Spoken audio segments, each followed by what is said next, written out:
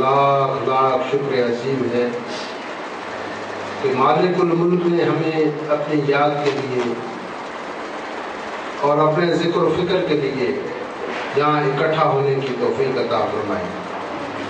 لاکھوں کروڑوں درود و سلام حضرت محمد مصطفیٰ صلی اللہ علیہ وآلہ وسلم کی ذات اقدس اور اطہر پر جن کے طفیل مالک الملک نے یہ کرم نازل فرمایا۔ عزیزان گرامی، درمیان میں 15-20 دن کا وقفہ ہوا کہ اس دوران ہم لوگ جیسا کہ آپ سب کو ہم اکثر بتاتے رہتے تھے، ادھر مرکزی دربار عالیہ موڑ شریف مری میں سالانہ عرس مبارک تھا۔ میں اور میرے چند ساتھی اس میں عرس میں شرکت کے لیے گئے۔ وہ اس وجہ سے 2-3 ہفتے ہماری غیر حاضری ہوئی۔ آپ سب لوگوں کے لیے وہاں پر اس عظیم و شان روحانی اور نورانی اجتماع میں دعا کی گئی۔ اللہ سبحانہ و تعالیٰ سب پر راضی و رحمت فرمائے۔ آمین۔ تو آج پھر ہم اپنا پروگرام معمول کے مطابق شروع کریں گے۔ پہلے کچھ قرآن حکیم کا ترجمہ بیان کریں گے، اس کے بعد پھر خطبہ واجبان، ذکر الہی اور پھر دعا ہوگی انشاءاللہ۔ تو پہلے جو ہم پڑھ رہے تھے سورہ بقرہ کی چند آیاتیں، اور آج اسی کی آگے وہ آدم علیہ السلام کا ذکر تھا کہ اللہ سبحانہ و تعالیٰ نے آدم کی تخلیق فرمائی اور پھر تمام فرشتوں سے کہا فاسجدوا لآدم، تمام سجدوں نے آدم کی عظمت کو سجدہ کیا اور شیطان نے نہیں کیا۔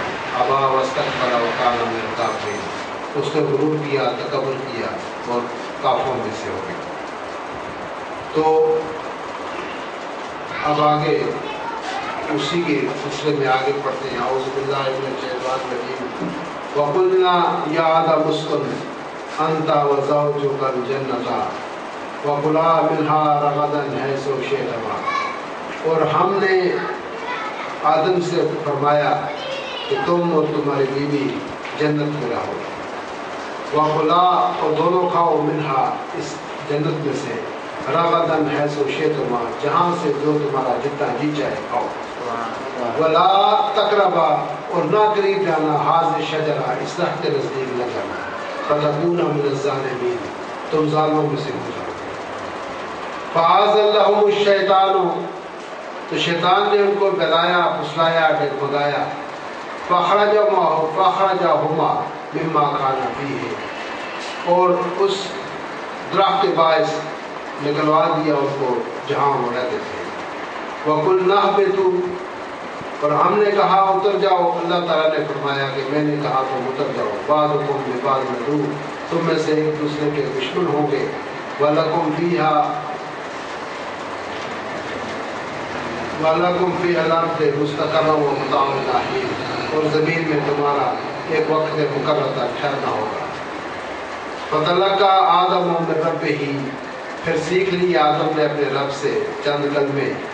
فَتَابَ عَلَيْهِ، تو اللہ تعالیٰ نے ان کی توبہ قبول فرمائی۔ إِنَّهُ هُوَ التَّوَّابُ الرَّحِيمُ، بے شک وہی توبہ قبول کرنے والا ہے۔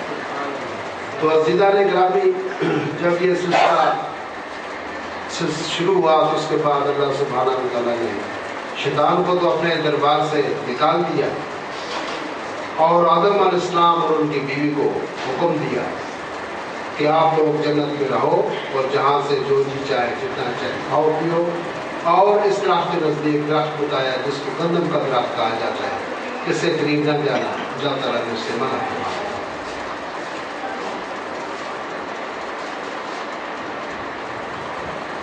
اور ان کو شیطان نے بہکایا کہ یہ درخت جو ہے یہ بڑا متفرق ہے، تم اس سے کھا لو، تمہاری زندگی بڑی دراز ہو جائے گی اور تمہیں کبھی موت نہیں آئے گی، یہ بلایا، پھسلایا، بہکایا۔ تو بعض لوگ کہتے ہیں، ویسے بھی کہا جاتا ہے کہ جو انبیاء علیہ السلام ہوتے ہیں یہ معصومین ہوتے ہیں، معصومین عن الخطا۔ تو اگر ان آیات کو پڑھیں تو یہ ذہن میں آتا ہے پڑھنے والے کہ آیا نبی سے بھی غلطی ہوئی، وہ غلطی تھی، گناہ نہیں تھا۔ جو کام ارادے کے ساتھ کیا جائے، ارادے کے ساتھ کیا جائے وہ گناہ شمار ہوتا ہے۔ جو یہ جو لفظ ہے یہاں پر آزلہ کا جو مفسرین نے لکھا ہے اس نے کہا پھسل جانا، جیسے پاؤں انسان کا پھسل جاتا ہے، غیر ارادی طور پر اس کا ارادہ نہیں ہوتا، لیکن کہیں ڈگمگا جاتا ہے، کہیں پاؤں پھسل جاتا ہے. تو وہ جو تھا اس جس چیز کے اندر انسان کا عزم ہو اور ارادہ ہو وہ چیز گناہ کہلاتی ہے. جس چیز کے اندر انسان کا اپنا ارادہ نہ ہو اور عزم نہ ہو، وہ اگر انسان سے سرزد ہو جائے تو وہ ڈگمگا جاتا ہے، پھسل جاتا ہے، بہک جاتا ہے، وہ گناہ نہیں کرتا.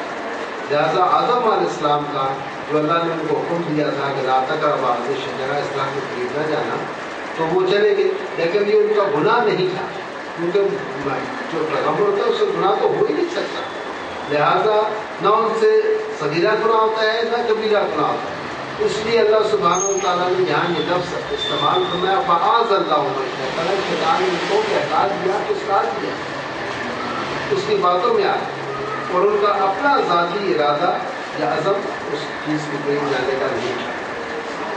تو اللہ سبحانہ و تعالیٰ نے اس کے بدلے ان سے کہا کہ تم زمین پر اتر جاؤ، زمین میں رہو، اور تم میں سے ایک دوسرے کے مخالفین ہو گئے، دشمن ہو گئے، اور زمین کے اندر بھی تمہارا ایک جو ٹھکانا ہے وہ عارضی کیا، کوئی 50 سال رہتا ہے، کوئی 60 سال رہتا ہے، 35 سال رہتا ہے، 5 سال 2 سال 2 مہینے 6 مہینے واپس اپنے مقام پر جاتا ہے. اسی طرف انسان جاتا ہے. دیکھیں انسان کی جو کوشش ہوتی ہے کہ وہ اپنے مقام کی طرف، جیسے کوئی مر جائے تو ہم کہتے ہیں انا للہ و انا الیہ راجعون. راجعون کہتا ہے رجوع کرنا. رجوع وہ ہوتا ہے جس ایک مقام سے چلا ہو اس مقام پر واپس جانے کو راجعون کہتے ہیں، رجوع کرنا کہتے ہیں، تو اصلی حالت میں وہاں پہنچا. تو انسان بھی وہاں پر اپنے جس مقام سے اس کو نکالا گیا ہے اس مقام پر وہ واپس چلا جاتا ہے، اپنے مقام پر جہاں سے اس کی ابتدا ہو. بات آگے سمجھ.